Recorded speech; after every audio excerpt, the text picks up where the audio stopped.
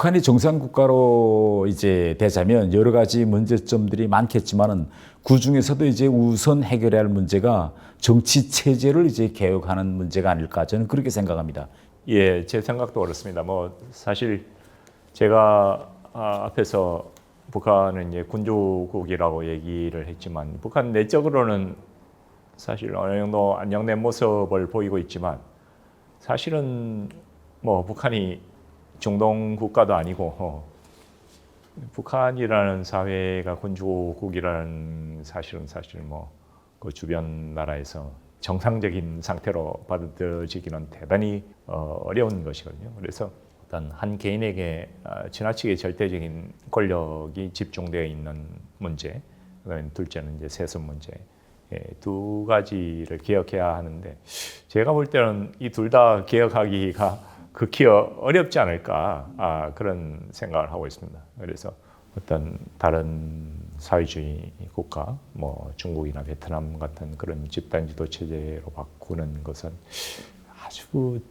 대단히 많이 어렵거나 아니면 뭐 아주 심한 혼란을 거쳐서야만 가능한 그런 것이 아닐까 그렇게 생각을 하고 있고 그런 어떤 부분을 바꾸지 않으면 사람들이 북한을 완전한 정상국가로 생각하기는 어렵지 않을까 그런 생각을 하고 있습니다. 제가 보건대는 북한이 추구하고 있는 그 어떤 사회주의나 공산주의 이런 이념은 결국은 계급이 없는 그런 초계급적인 사회를 건설하자는 게 목적이다. 북한이 이렇게 이야기하고 있습니다만은 그러나 현재 북한 사회 계층을 보면 명백히 북한에서는 이제 주민들을 여러 계층으로 갈라놓고 성분제도 이전 우리 이조 조선의 신분제 같은 그런 걸 유지하고 있는데 연구위원님 보시기에는 이거 정상국가로 가는 길 이 로상에서 북한의 성분제도 폐지가 이거 가능하신다 이렇게 생각하십니까? 제가 볼 때는 북한식의 그런 어떤 종교적인 지도 시스템 이런 것은 극히 비정상적인 상태가 아닌가 그렇게 생각되지만 그러나 사실 이제 북한 입장에서는 사실은 사회주의 국가가 어떻게 이런 후한무치한 규정을 만들 수 있느냐 그런 비난을 감수하면서까지 어떤 권력 안정성을 중시했다고 저는 보입니다. 그래서 설사 좀 정상적인 사회주의 국가가 아닌 것처럼 보일지라도 권력의 안정성을 추구하는 것이 더 중요하다 그렇게 생각해서 뭐 온갖 절대적인 권력을 추구하기 위한 뭐 종교적인 장치라든지 뭐 어떤 정치적인 장치라든지 이런 걸 만들지 않았나 그렇게 생각을 해서 계속 하다 보니까 그런 약간 상당히 종교 비슷하게 된 그런 케이스가 아닌가. 그리고 군주제보다는 성문제도는 상대적으로 이제 개혁할 수 있는 여지는 좀 있지 않을까. 저는 이제 그렇게는 보고 있습니다. 예, 연구위원님 보시기에는 이 북한이 이런 법치 국가라고 이제 보시는지 법치라고 할 수 있는 게 거의 없죠. 사실 뭐 김일성 시대부터 김일성, 김정일, 김정은의 말이 곧 법이고 사실 법 조문에 뭐 어떻게 돼 있더라도 그 법 조문보다도 수령의 그 교시가 훨씬 위에 있는 거잖아요. 그래서 누가 어떤 관료가 나는 이런 법 조문에 기초해서 이렇게 적용하겠다.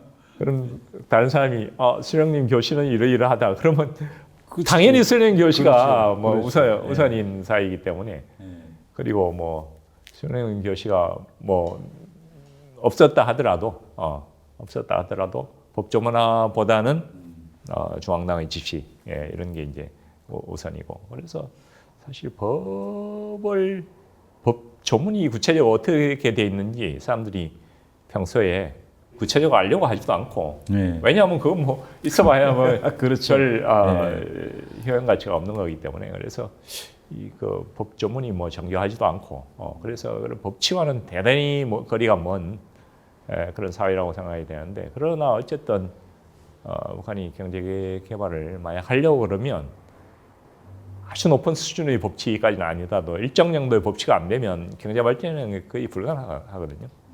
최소한의 시장을 보호하는 그런 법률이라든지 자본을 보호하는 법률이라든지 이런 것들이 최소한의 수준으로 이제 정비되어 있고 그 법이 일관되게 적용한다는 것을 이제 보여줘야지 기본적인 경제 발전이 가능하지 않을까.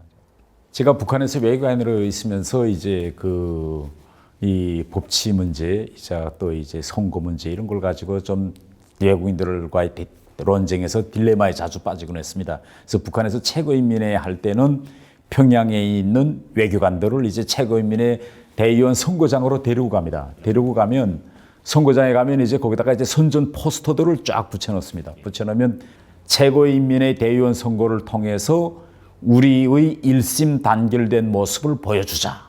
구호가 이렇게 되어 있습니다. 그러면 외국인들이 와서 저한테 이렇게 물어봅니다. 이게 선거는 이거 차이를 가려내는 걸 선거라고 하는데 왜 당신들은 선거를 오히려 반대로 둘을 하나로 합하는 과정을 선거라고 하느냐. 그러니까 북한 사람들이 선거에 대한 개념도 없습니다. 없기 때문에 이런 대의원 선거든 지자체 선거든 이 과정을 위에서부터 내리 보낸 그 유일립 후보에 대한 찬반도 아니고 찬성한다는 것만 보여주는 이런 이제 선거 과정이라고 이제 이렇게.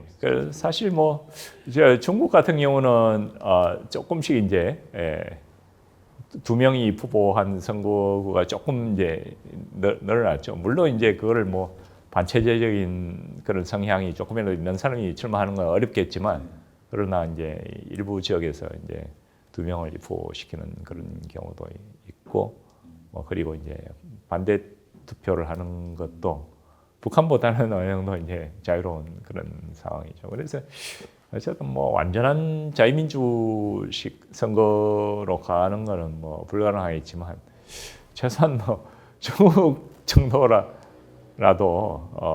갔으면 좋지 않을까 그런 생각하는데 그것도 사실 당장은 굉장히 어렵지 않을까 그렇게 생각을 하고 있습니다.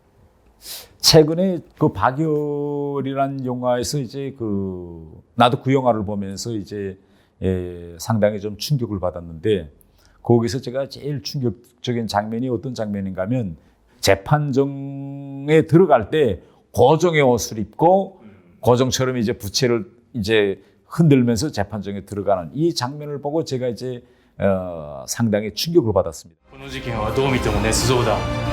Is this true? 이 재판이 조선에서 화제가 되게 해줄 수 있겠어요. 그래서 재판정에 들어서고 그 앞에 외국 기자들이 취재하고 그 뒤에는 박열이 친구들이 박열이 박수치고 그래서 제가 얼마 전에 대학에 나가서 그 장면을 이제 학생들한테 보여주면서 퀴즈를 하나 제기했습니다. 이거 간단한 장면인데 이 장면에서 보고 북한에서 가능하다고 생각되거나 혹은 불가능하다고 생각되는 장면을 하나씩 얘기해라. 매번 적이 있는데 대다수 학생들이 그 답변을 뭐라고 하는가 하면 북한에서는 피고인이 박열이처럼 저렇게 자기 정체성을 보여주는 옷을 입고 나오지 못할 것이다. 또 재판정에 기자들이 언론이 취재하는데 북한 재판정에서는 언론이 취재가 불가능하고 친구들이 뒤에서 이렇게 막 격려하고 성원하는 이런 행위를 할 수 없을 것이다. 이렇게 할 수 없다라는 걸 여러 가지 이야기하더라고요. 그래서 제가 마지막에 북한에서는 북한 체제를 반대하다 잡히면 이런 재판조차 없다고 이야기하니까 학생들이 대단히 충격받더라고요. 그렇죠. 예, 맞습니다. 그래서 사실 일제시대에 우리가 뭐 일제강점기에 대해서 뭐 비판을 많이 하지만 물론 당연히 비판해야 될 것도 많이 있지만 그러나 사실 북한은 뭐 그런 부분, 특히 일반 범에 대해서도 사실 극히 형식적인 재판이 진행되지만 특히 정치범에 대해서는 재판하는 경우 거의 없죠. 재판하는 경우는 아주 특별한 사람, 그래서 뭔가를 이제 좀 보여줘야 되는 경우, 예를 들어서 뭐 50년대 박헌영을 재판한다든지, 뭐 최근엔 장성택 재판한다든지 그런 아주 특수한 경우에만 재판하지. 나머지는 뭐 그냥 보위부에서 자기들이 결정해서 위에 이제 올리면 뭐 중요한 사람은 이제 김정은이 딱 사인하고 뭐 그렇게 중요하지 않은 사람은 그 밑에 뭐 보위부장이 사인한다든지 뭐 이런 식으로 해서 뭐 그렇게 뭐 처형을 하든다든지 뭐 아니면 정치범죄로 보낸다든지 거의 대부분 이제 재판이 아예 없죠. 그래서 제가 이게 북한이 이제 정치 체제, 정치 법률 구조 이거 뭐 개혁하는 여러 가지 방안도 있겠지만은 북한 정치 체제를 우리 단번에 자유민주주의 시스템과 같은 이런 체제로 바꾸기는 대단히 힘들 것 같습니다. 그래서 제가 그저 한 가지 바람은 현 시스템에서 진짜 북한이 외부에다 선전하는 것처럼 인민민주주의 시스템이라도 다시 복귀하면 그래도 좀 인권도 좀 약간 보장될 수 있고 그래도 약간의 법치주의가 돌아오지 않겠느냐 저는 그렇게 생각하고 있습니다. 북한이 이제 정상 국가로 되어가는 데서 넘어야 할 산들이 여러 개 있는데 이번에는 사회 경제적인 문제들을 가지고 좀 담화를 나눴으면 합니다. 이제 북한과 경제협력이 많이 진행되고 또 일부 많은 사람들 속에서는 김정은이는 김정일이와 다르다 이러면서 이제 북한도 근대화의 방향으로 이제 많이 가지 않느냐 이렇게 보고 있는데 연구위원님이 생각에는 어떻습니까? 총적으로 김정은이가 이런 전근대적인 이런 북한 체제에서 탈피해서 좀 근대화의 방향으로 가고 있다고 보시는지. 이 근대화에서 가장 중요한 것은 일단 경제 발전이죠. 경제가 발전돼야지 뭐 다른 부분의 근대화가 가능하지 않을까 이렇게 보이는데 경제 발전에 대한 의지는 굉장히 강력하다 저는 그렇게 보고 있어요. 그래서 지난 김정은이 집권하고 정확하게 이제 만 7년이 지났는데 지난 7년 동안의 북한 경제 시스템을 보면 일단 시장을 보호하려는 그런 태도가 분명하다 이렇게 보이거든요. 사실 김정일 집권 시기에는 한 1, 2년 주기로 시장을 억압했다가 또 풀어졌다가 억압했다가 풀어졌다 이런 것이 계속 끊임없이 반복됐는데 김정은 집권한 지난 7년 동안은 뭐 사실 시장을 억압한다고 보일 만한 그런 정책은 한 번도 발견할 수가 없었거든요. 사실 저도 중국에 뭐 오랫동안 활동하면서 중국에 파견된 인력을 어떻게 관리하는가를 제가 계속 조사를 했었거든요. 굉장히 큰 식당, 종업원 한 30명 규모 되는 큰 식당에서 옆에서 계속 아침에 뭐 옆에서 체조하는 것도 관찰하고 그다음에 뭐 공무원들이 뭐 숙소로 어떻게 이동하는지 뭐 다 관찰했는데 상당히 허점이 많더라고요. 자기가 탈출하고 싶으면 얼마든지 탈출할 수 있는 그런 구조인데 그 사실 그 과감하게 보내는 거 아니에요. 그러니까 사실 그리고 외부 세계의 그런 정보라든지 사상이라든지 이런 영향을 받을 수 있다는 점 그런 거를 이제 감수하고 과감하게 보낸다 이런 거는 상당히 이제 경제 발전에 적극성이 꽤 있는 것이 아니냐 그렇게 보고 있고 그래서 제가 아까 말씀드린 뭐 정치 체제에서의 근대화라든지 뭐 이런 거는 아직 갈 길 대단히 멀지만 경제 발전에 대한 의지, 경제에서의 근대화에 대한 의지 이런 것은 상당히 강력하지 않느냐 저는 그렇게 보고 있습니다. 최근 이제 김정은의 경제 정책에서의 특징이 그 단절 모델형 경제 특구를 이제 많이 만들려는 방향으로 이제 나가고 있습니다. 가장 특징적인 게 지금 원산 옆에 갈마 반도에 갈마 이제 국제 해양 이제 관광 도시를 지금 내년도 10월 10일까지 끝낸다 하고 지금 한 170동의 건물을 지금 완성하고 백두산 밑에 삼지연군 거기도 지금 인민군 부대들을 투하해서 그걸 하나의 관광 도시로 지금 또 꾸리고 이렇게 관광업에 지금 대단히 이제 김정은이가 집착을 가지고 이거 발전하는데 이런 그 단절 모델형 경제 특구 이것에 대해서는 어떻게 생각하십니까? 예, 저는 뭐 의도대로 완전한 성공을 거두기는 굉장히 어렵다고 봅니다. 그리고 일단 그런 정책이 제대로 진행되기 위해서는 현재 국제사회의 제재가 풀려야 되는데 뭐 중국이 인구가 워낙 많으니까 중국 관광객만 받더라도 뭐 사실 어느 정도는 성공할 수는 있겠지만 그러나 북한이 그런 경험도 많이 없고 그래서 사실 어떤 요소가 관광 자원으로 잘 발전될 수 있는지 그런 경험을 많이 해보지 못한 상태에서 처음부터 지나치게 그렇게 크게 해서 오히려 뭐 과잉 투자가 이루어지고 있는 것은 아닌가 이런 좀 우려는 있습니다. 그런 다만 그런 좀 적극성을 보이고 있다는 거 이것은 꼭 필요한 일이 아닐까 그런 생각을 하고 있습니다.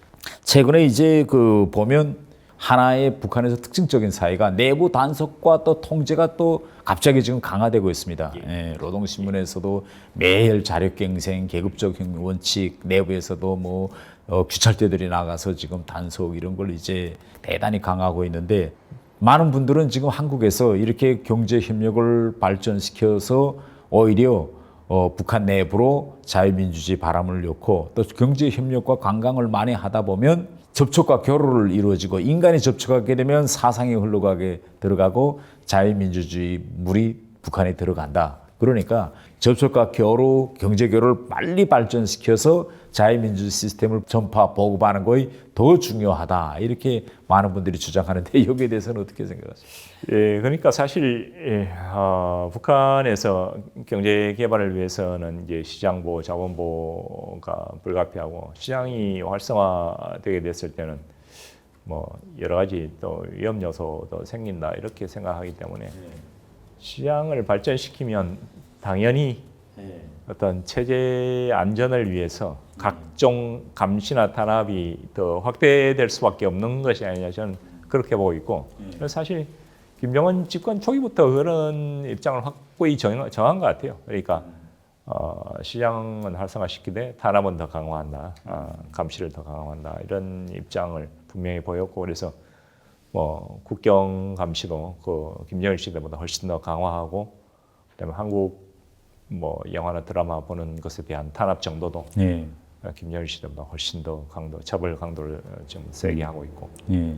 그런 측면에서 보자면 그런 한국 일반인들이 기대하는 좀 경제가 활성화되고 시장이 활성화되면 좀 뭐 어떤 민주주의나 인권 이런 것도 개선되지 않을까 이런 것은 지나치게 좀 평면적인 접근이 아니냐. 그래서 북한 사회를 구체적으로 안다면 북한은 어쨌든 체제 유지가 가장 우선의 제 1순위이기 때문에 체제를 유지하기 위해서는 경제를 발전시키면 시킬수록 정치적인 감시와 탄압은 강화할 수밖에 없는 것이냐 저는 그렇게 보고 있습니다.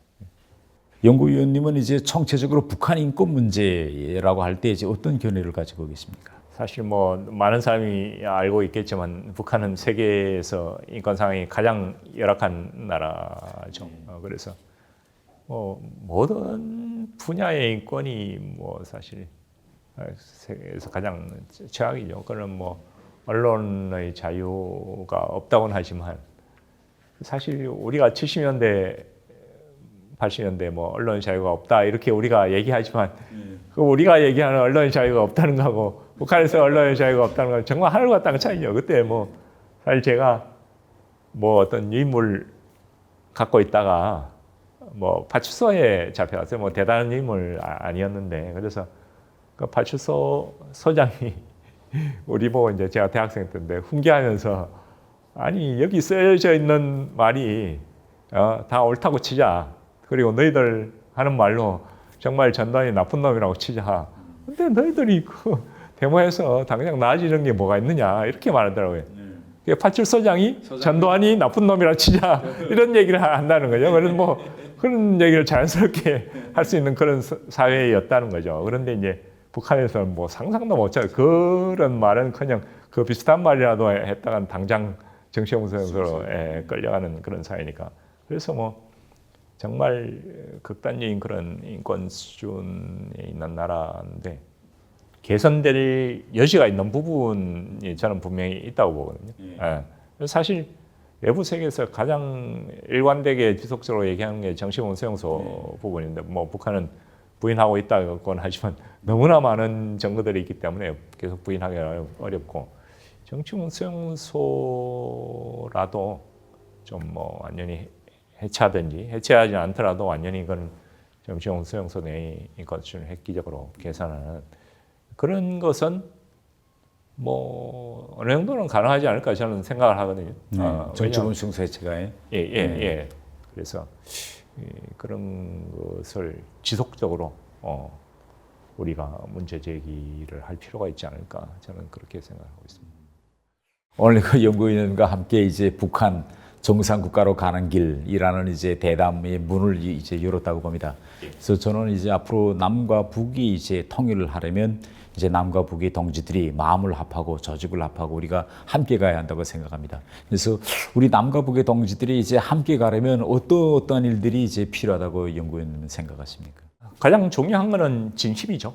진심을 가지고 북한 주민들의 자유와 그리고 번영, 진정한 인권을 위해서 노력할 의지를 갖고 있느냐 없느냐 이게 중요하고 그런 진심을 갖고 있으면 어떤 뭐 자신의 어디 출신이든 그런 어떤 자신이 갖고 있는 그런 지식이나 정보 그다음에 뭐 어떤 연계, 조직망 뭐 이런 거를 적극적으로 활용해서 서로 이제 협력하면 더 어떤 활성화되고 더 어떤 시너지를 낼 수 있는 그런 영역이 많지 않을까 저는 그렇게 확신하고 있습니다. 예. 저는 김정은을 이제 한번 만나서 직접 말할 기회가 온다면 김정은에게 좀 이 정상회담을 자주 하고 그다음 한국도 자주 방문해서 정상국가의 모습이 어떤 거냐 이런 걸 좀 많이 배우고 또 북한 간부들도 정상국가의 모습을 배워서 북한 자체가 한 걸음 한 걸음 정상국가로 이제 가게 해야 한다 이런 말을 하고 싶습니다. 저도 마찬가지입니다. 저도 어쨌든 그 김정은과 북한의 간부들이 외부 세계의 실상을 좀 정확히 알 수 있는 기회를 좀 더 많이 갖게 되는 게 필요하지 않을까. 그래서 외부 세계의 실상을 좀 더 많은 사람들이 알게 되면 북한의 발전 전략을 수립하는데 도움이 많이 되지 않을까 그렇게 생각하고 있습니다. 김용환 연구위원님을 모시고 북한이 국제사회에서 정상국가로 나가기 위한 구체적인 이야기를 나누어 봤습니다. 북한이 정상국가로 가기 위한 여정은 멀어 보이지만 한 걸음 한 걸음 걷다 보면 이전에 인민민주주의 국가 정도의 정체성이라도 회복할 날이 오지 않겠느냐 이렇게 한번 생각해 보았습니다. 연구원님 오늘 북한을 정상국가로 만들기 위한 여러 가지 솔루션 문제를 놓고 아주 좋은 말씀을 많이 해주셔서 감사합니다. 예, 감사합니다.